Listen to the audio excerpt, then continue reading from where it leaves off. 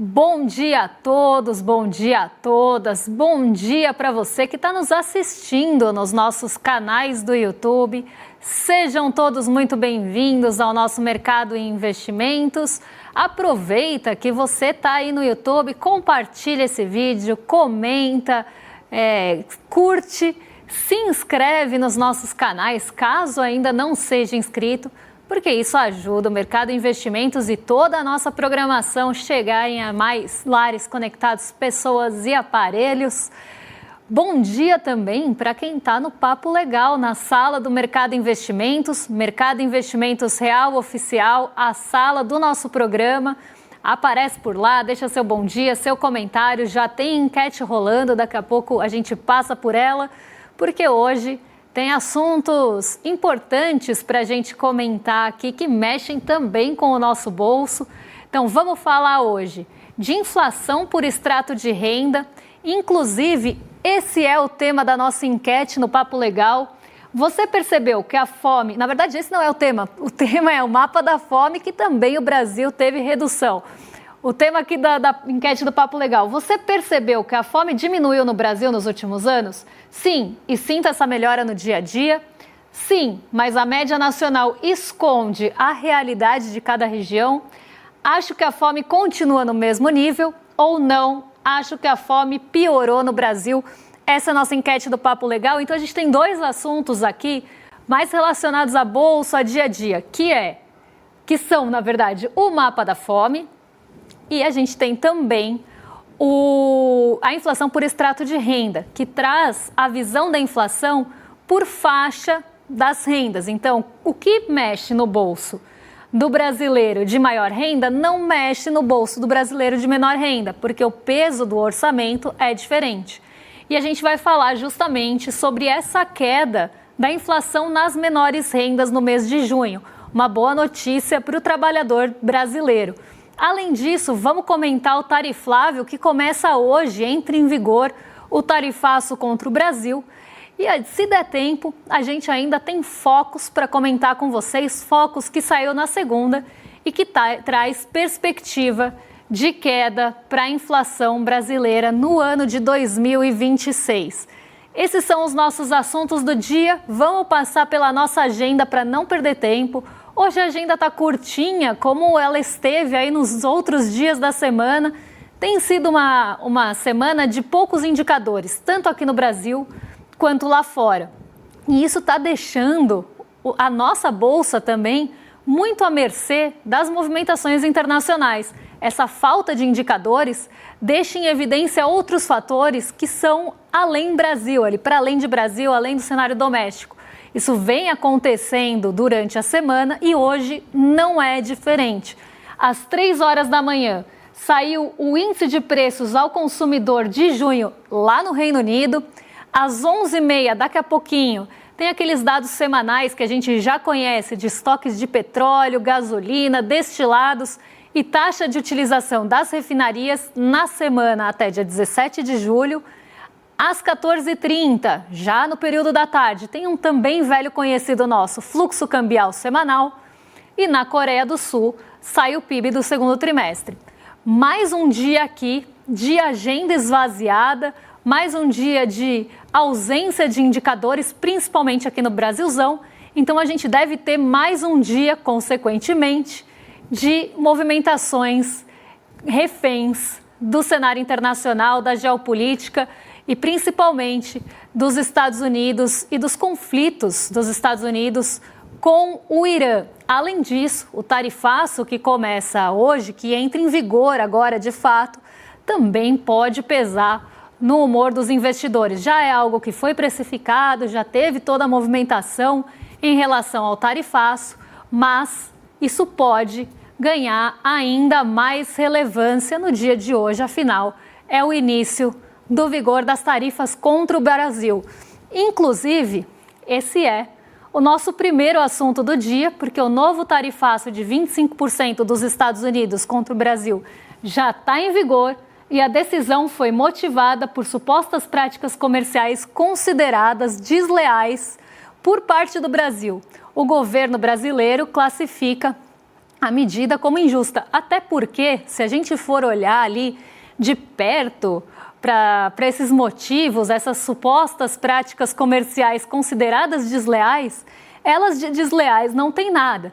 Na verdade, são práticas que, inclusive, favorecem ali o brasileiro. Se a gente for pensar no PIX, que é um dos fatores principais aí dessa justificativa do tarifaço, ele é uma medida moderna, é um instrumento, um meio de pagamento seguro, que diminui custo operacional, que diminui inclusive as taxas para os brasileiros, que pegou muito bem aqui no Brasil, e isso vem se tornando uma barreira à entrada de empresas estadunidenses aqui. Então não é desleal, ele favorece aqui o brasileiro, mas quem ele desfavorece?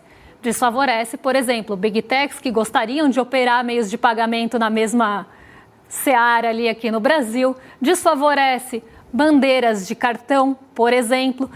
Aqui a gente vê que os Estados Unidos, eles estão tentando se proteger e se beneficiar desse cenário todo. Não é que o Brasil esteja com práticas desleais em relação aos Estados Unidos. Os Estados Unidos gostariam de explorar essas práticas aqui. E com algumas barreiras, isso se torna mais difícil. E aí mexe com o lucro de quem? Mexe com o lucro de empresas de cartão. No caso das Big Techs, elas gostariam de operar mais livremente aqui numa terra sem lei. E isso também está em jogo, foi colocado ali como um motivo para o tarifaço contra o Brasil. E o Brasil não tem sido o único aqui a ser ameaçado com tarifas. A gente já sabe, inclusive isso ficou público e documentado, que os Estados Unidos têm usado as tarifas comerciais em relação a outros países para forçar a negociação, para forçar a pressão de outros aspectos geopolíticos ou políticos envolvendo lideranças e países. E o próximo alvo é o Canadá. O Canadá que vem resistindo em relação às tarifas. Lá no passado, no tarifaço, foi alvo de tarifas estadunidenses. Canadá que é um grande parceiro comercial dos Estados Unidos, assim como o México. Vamos ver como é que fica o México nessa história nos próximos capítulos. Mas lá no tarifaço, no primeiro tarifaço, o Canadá foi um dos primeiros também afetados. E eles resistiram, tentaram ali responder à altura e até tiveram um posicionamento de boicotar alguns produtos estadunidenses no país. A gente vê, então, essa movimentação e agora parece que o Trump, na verdade, o Trump não poupa ninguém a não ser os próprios interesses. E o canhão se mira contra o Canadá, se volta aqui contra o Canadá agora. Depois do Brasil, vem o Canadá. E qual será o próximo alvo? Quem será a próxima vítima? De quem será o próximo ex? Quem que vem nessa sequência, nessa esteira de alvo dos Estados Unidos em relação a essas barreiras, tarifas comerciais, que na verdade têm outros interesses por trás? É isso que precisa estar muito evidente para vocês. O tarifaço, ele é uma forma de pressão, até um pretexto, uma justificativa para outros interesses dos Estados Unidos. Como aquele tarifaço anterior teve que cair por conta da legalidade e até do entendimento do tarifaço, Donald Trump tem usado outros instrumentos para impor as suas vontades, como a Seção 301. Abriram uma investigação em relação ao Brasil por uma série de práticas que eles alegam serem práticas desleais, mas, na verdade, são pretextos para colocar essa tarifa, para colocar essa pressão no Brasil. E existe, até uma discussão se o Brasil deve ou não retaliar os Estados Unidos respondendo na mesma moeda. O governo brasileiro diz que ainda não é o momento para retaliação. Inclusive, Geraldo Alckmin, nosso vice-presidente, falou sobre isso recentemente, mais de uma vez, reiterou que a negociação é o caminho, mas a grande questão aqui é que os Estados Unidos não parecem muito dispostos a negociar. Eles não querem negociar com o Brasil ou com outros países, eles querem impor as suas vontades. Se você aceitar, bem, se você não aceitar, então aí vem tarifa, vem sanção, vem outros alvos virados para o seu país. Isso envolve uma série de interesses do governo estadunidense aqui no Brasil. Além das big techs e dos meios de pagamento, a gente pode falar das terras raras, dos minerais críticos. Eles colocam o desmatamento como uma forma estapafúrdia. Quem são os Estados Unidos na fila do pão para falar, ou na fila da floresta para falar de desmatamento aqui no Brasil? Um país que, se puder, passa por cima, principalmente com o governo Donald Trump, passa por cima de qualquer lei ambiental, é um negacionista climático. Então vira uma contradição muito grande, principalmente se tratando de Estados Unidos, mas até isso entrou na justificativa para impor tarifas ao Brasil. Aqui a gente vê principalmente esse arranjo para fazer as vontades, sim, de Donald Trump, para impor as tarifas que ele já gostaria de ter imposto lá no passado. Um ponto que a gente precisa olhar aqui no tarifaço são as exceções, porque existem muitas exceções. As exceções pegam boa parte da pauta exportadora do Brasil para os Estados Unidos, principalmente a pauta exportadora que importa para os Estados Unidos, que interessa para os Estados Unidos, que os Estados Unidos não querem que tenha sobretarifa, porque vai inviabilizar a exportação para lá. E isso pode gerar um problema, porque vai ser difícil achar outro exportador que tenha o mesmo volume de exportações e de negócios com os Estados Unidos, que outros países não vão conseguir suprir. Por exemplo, café, carne bovina, o próprio frango também entrou nessa lista. As frutas, alguma das frutas, inclusive a laranja, aqui em homenagem ao nosso laranjão, entrou nessa lista de exceções, porque são produtos que interessam aos Estados Unidos. Eles não querem que esses produtos fiquem mais caros, vai gerar inflação. E se a gente falar de café, tem um monte de países que estariam interessados em comprar o nosso café caso os Estados Unidos não queiram. As commodities têm muito essa característica. Se o país não quiser, é uma matéria-prima. Muito provavelmente outro país absorve essa importação ou essa exportação, se a gente pensar aqui no caso brasileiro. E aí os Estados Unidos, que não são bobos, não querem aumentar o preço dos produtos lá, fizeram uma lista de exceção enorme. Mas tem ainda setores que vão ser prejudicados e esses o governo vai ter que olhar caso a caso a partir de agora para tomar as medidas necessárias, políticas econômicas, subsídios, para que esses setores não sofram mais do que vão sofrer, não tenham demissões em massa. Essa proteção vai ter que acontecer pelo menos no curto prazo até que se encontre outro caminho, seja embarcar para outro mercado consumidor, seja trazer de alguma forma aqui para o Brasil ou até mesmo esperar essa negociação, essa tal negociação que parece que tem pouca vontade dos Estados Unidos que aconteça. Porque não é uma questão comercial. A gente já falou isso muitas vezes aqui, nós já trouxemos vídeos, inclusive, ali do senador dos Estados Unidos falando sobre isso. Não é uma questão comercial. Os Estados Unidos, eles têm superávit com o Brasil. Não é isso que está em jogo. O que está em jogo são outros interesses que não são negociáveis por parte do Brasil. Não tem cabimento você abrir o caminho para Big Techs operarem livremente. Não tem cabimento você abrir as porteiras para que se explorem minerais críticos e terras raras aqui de uma forma desenfreada e sem nenhum outro freio ali mesmo, sem nenhum controle disso. Porque, na verdade, é isso que os Estados Unidos querem, entrar aqui e usar a gente como uma grande terra de exploração, um grande mercado que eles podem fazer o que eles quiserem. Não é assim que a banda toca, não é assim que as coisas acontecem. O país tem a sua soberania, tem os seus setores estratégicos, ele precisa proteger isso também. Não vai entrar aqui e fazer o que bem entende livremente, sem lei. Porque é isso que eles gostariam. E isso ficou muito claro no documento das exigências em relação ao nosso Brasilzão. Hoje começa então o tarifaço.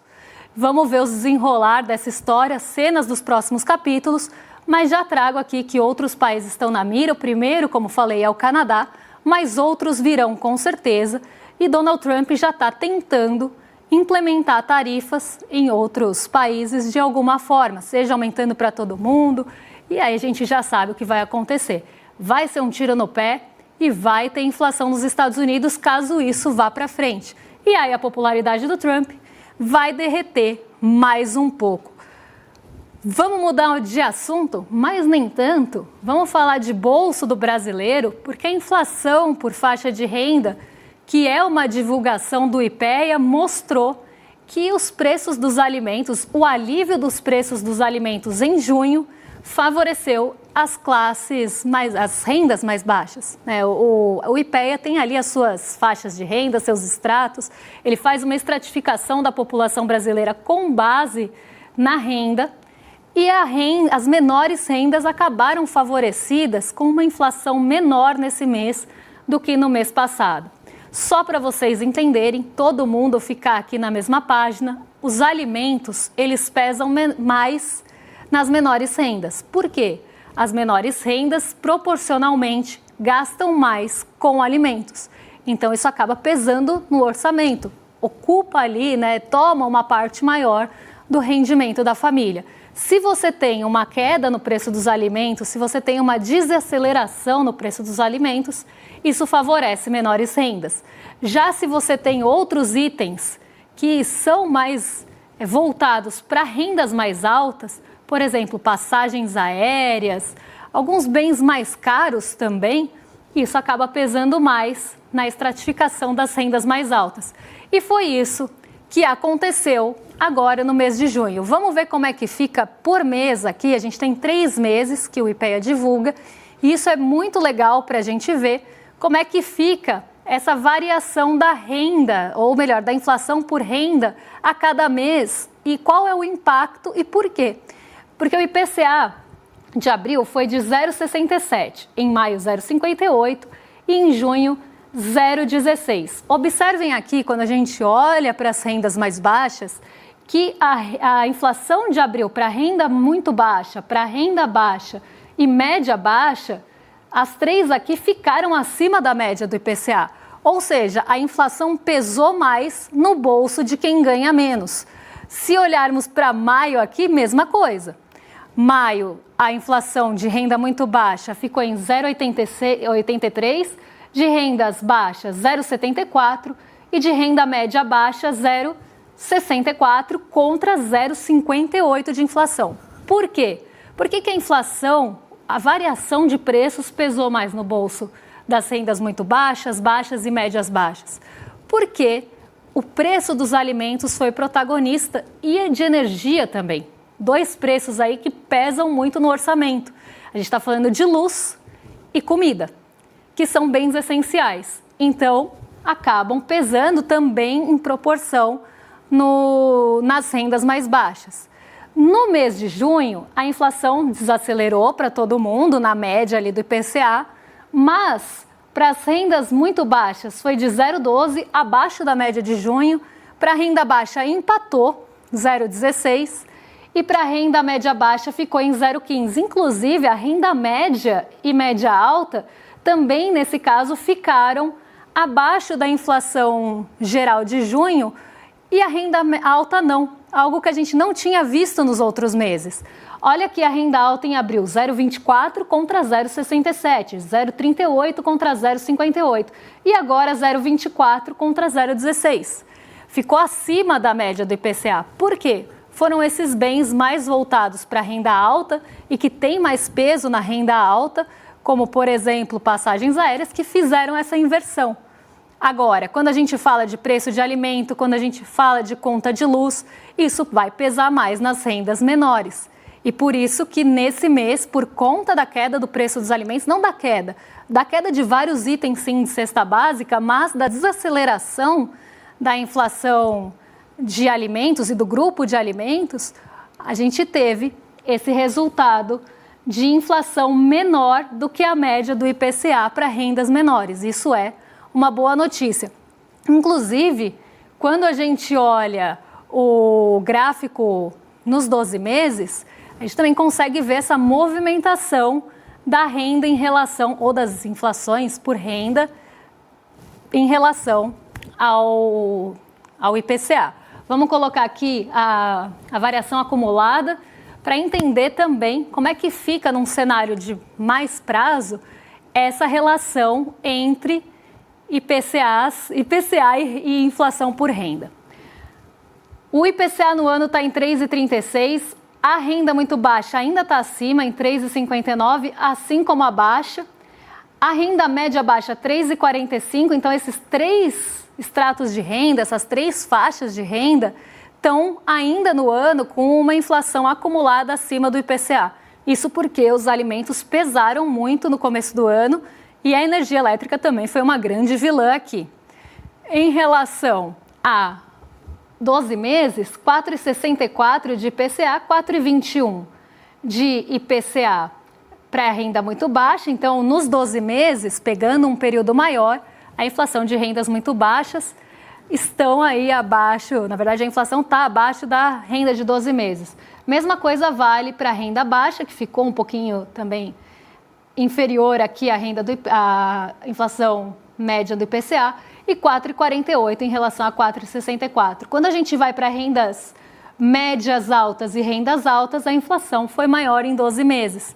Apesar desse ano ter ficado abaixo, porque as rendas mais altas não sofrem tanto o impacto do grupo de alimentos, no geral, em 12 meses, alguns períodos, os itens que são ali mais pesados, que oneram mais esses orçamentos nas rendas médias altas e altas, acabaram ultrapassando o IPCA geral de 12 meses. Isso serve para a gente entender como cada uma das faixas de renda, como cada um dos estratos de renda sente a inflação. E eu acho que o próximo gráfico, que eu acredito que vai ser o último que eu vou conseguir mostrar para vocês, mostra esse quadro por grupo, tentando ali entender esse impacto da inflação por faixa de renda na contribuição por grupo. Por quê? Alimentos e bebidas tem uma variação de 0,82 aqui. Olha o impacto da renda muito baixa, 0,85 de inflação acumulada, 0,93 para renda baixa, renda média baixa 0,87. E assim a escadinha é decrescente, mostrando que alimentos e bebidas pesam mais nas rendas menores. Já se a gente pega despesas pessoais, a escada muda aqui. Ela é maior para rendas altas, médias altas, a escadinha vai ao contrário e mostra que a inflação pesa mais, ou o grupo pesou mais nos 12 meses para rendas altas e médias altas. Transportes também acabam pesando mais nas rendas médias e altas por conta, primeiro, de preço de passagem aérea, que é uma coisa mais exclusiva das rendas mais altas, tem um peso maior. E se a gente pegar a renda média, o que influencia muito a renda média é o combustível. Então, se a gente tem uma alta de preço de combustíveis, isso vai pesar mais nas rendas médias. Se a gente já tem um aumento de passagem aérea, isso vai pegar mais as rendas altas. E a habitação, a escadinha também é decrescente aqui. Pega mais para rendas muito baixas, então no acumulado está em 1,22 para renda muito baixa, 1,12 para renda baixa e 0,99 para renda média baixa, e vai diminuindo ao longo das faixas de renda, justamente porque conta de luz, que é algo que está pressionando o bolso do brasileiro, também onera mais as rendas, faixas de rendas mais baixas. E aqui a gente consegue ter essa visão um pouco mais aprofundada, um pouco mais detalhada e estratificada do impacto inflacionário no bolso. Vamos ver aqui o resultado da nossa enquete. O Mapa da Fome vai ficar para amanhã, junto com o Focus, mas a nossa enquete fala sobre isso. E a maioria aqui dos nossos espectadores acha que sim, a média nacional esconde a realidade das regiões. Então, por mais que tenha tido uma diminuição ali da fome, ainda existe uma camuflagem dos dados ali, não uma camuflagem, mas a média sempre vai levar em consideração as regiões e levar pela média. Agora, se a gente olhar no detalhe, como é que fica a fome em cada uma das regiões? Então, a maior parte da nossa audiência acredita que sim, mas a média nacional esconde a realidade de cada uma das regiões. Sim, e sinto essa melhora no dia a dia com 30%. Acho que a fome continua no mesmo nível com 7% e ninguém acha que piorou, 0%. Quero fazer um convite porque está chegando, é amanhã, a nossa exibição de documentário original aqui do ICL, do Flávio Bolsonaro, a história do 01, que vai mostrar ali histórias inéditas, bastidores, pessoas próximas a Flávio Bolsonaro que decidiram abrir a boca e falar sobre ele. Então, não percam, é amanhã, dia 23, às 8 horas. E para garantir o ingresso, é só entrar em iclmercado.com.br, o link que está aqui, ou apontar a câmera para o QR Code que está no cantinho da tela, para acompanhar aí o nosso documentário, ser lembrado, garantir o ingresso. Então, fica com a gente aí na quinta-feira, às 8 horas, porque esse documentário é resultado de um trabalho jornalístico, investigativo, minucioso aqui do ICL, e eu tenho certeza que vocês vão adorar. Vai ser um baita de um documentário, para não falar outra coisa.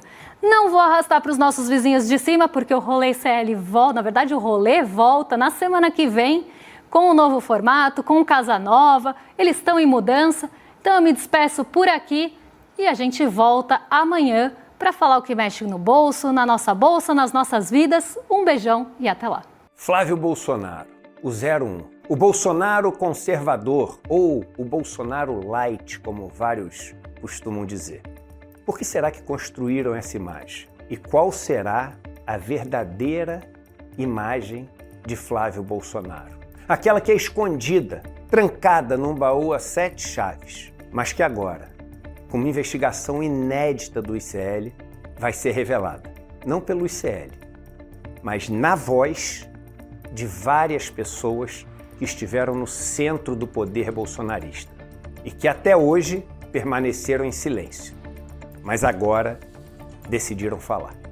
No dia 23 de julho, uma quinta-feira, às 8 horas da noite, e o Brasil, de uma vez por todas, vai conhecer a realidade sobre o filho de Bolsonaro, que começou enrolado em vários esquemas na Assembleia do Rio de Janeiro e com uma operação toda estruturada e bem montada, se transformou no herdeiro do clã. Dia 23 de julho, o jogo muda e você vai fazer parte disso. O ICL está em todo lugar, na palma da sua mão, na TV da sua casa e até nos seus ouvidos. Para ir além da manchete e mergulhar com apuração e contexto de verdade, acesse iclnoticias.com.br. Siga o ICL, compartilha e vem com a gente. Informação para quem pensa.